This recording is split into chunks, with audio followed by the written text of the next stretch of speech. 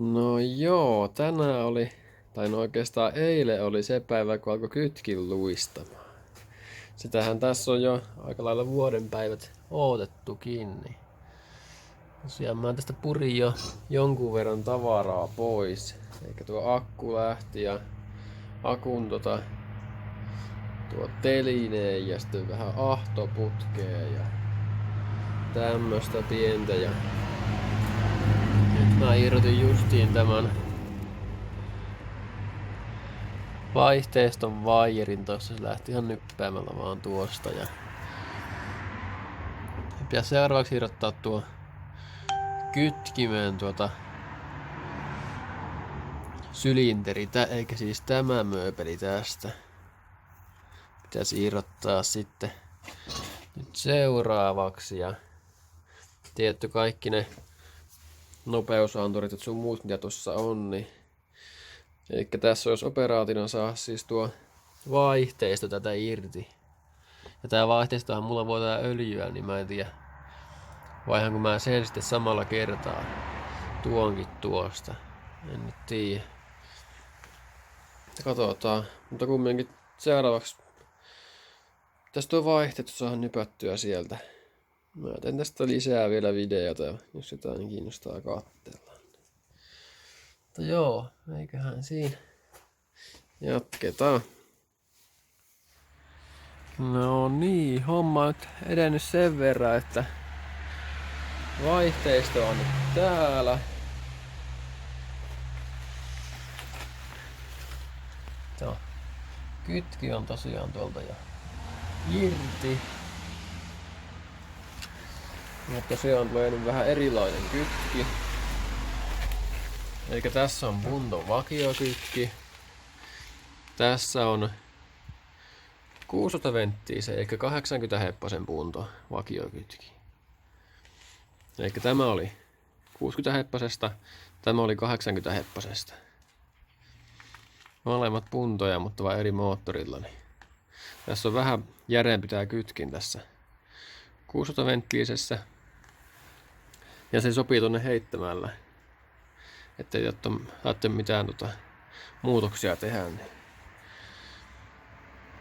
Se tosiaan menee sinne vaan laittaa.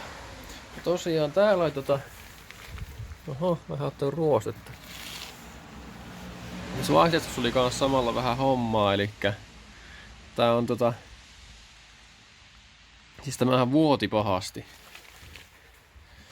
Nää toi Stefa tuosta mennyt, niin kävin hakea uuden.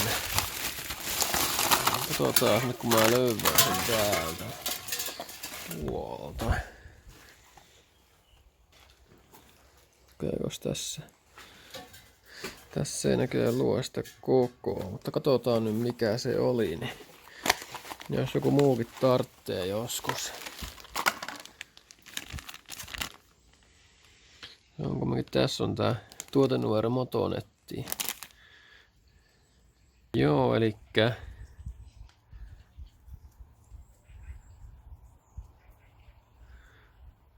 3 6 kertaa 5 4 kertaa 10 on tämän koko.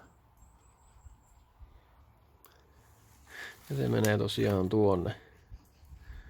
Ja tähän tulee ne vetaarit. Noihin ne. Tosiaan semmonen siihen menee. Tässä jollakin muulla on ongelma, että vuotaa tosiaan tuo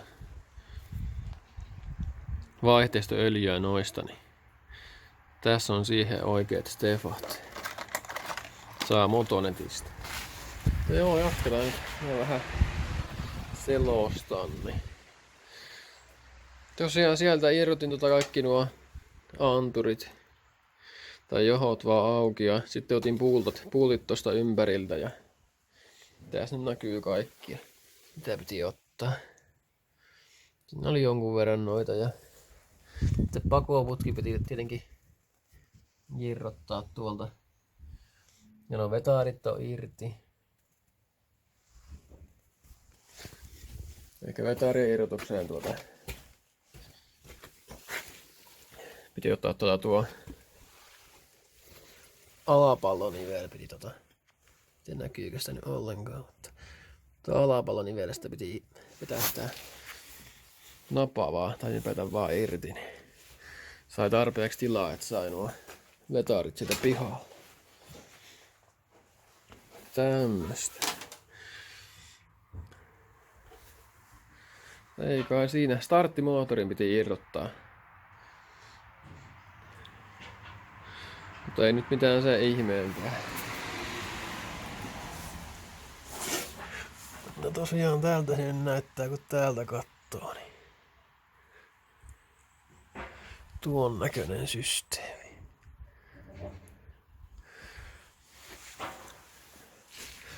Nyt vaan seuraavaksi kasaushommi. Eiköhän se siitä. Pikkuhiljaa.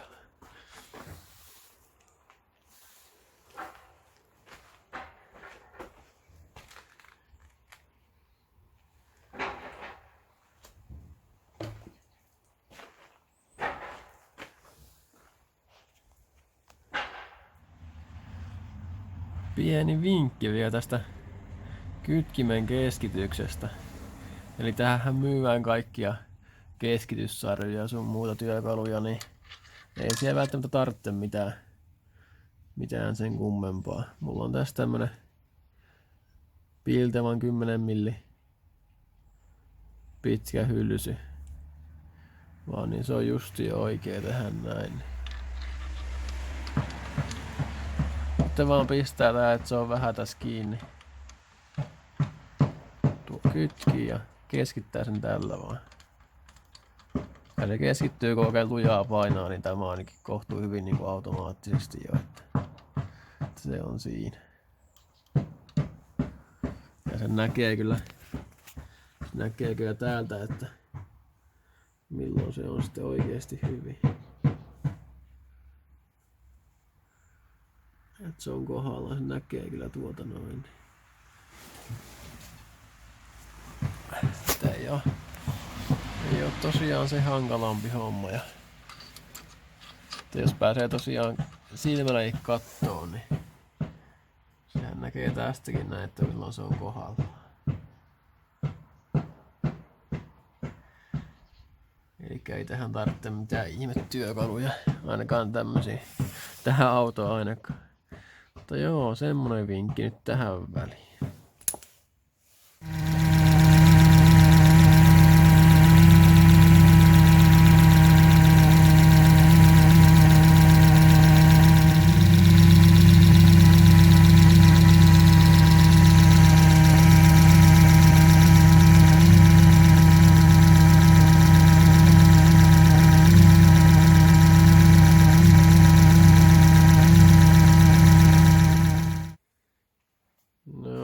Saatiin tää tosiaan kasaan ja tuo uusi kitkintävä näkyykin. Mutta tää ei ollutkaan ihan näin simppeli korjausoperaatio.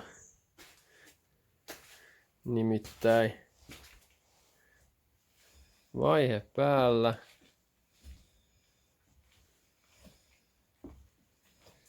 Renkaat pyörii vapaasti. Eli täällä on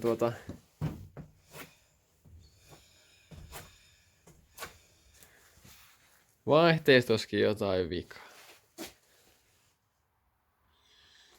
Joo, sillä on laatikko taas irrotettuna ja tässä näkyy tosiaan tää vanha kytkin, niin tää oli aivan loppu.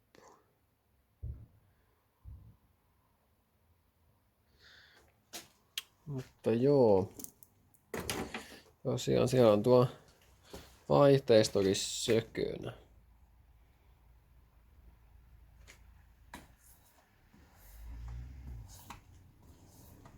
Saa piettyä täällä paikallaan tänään.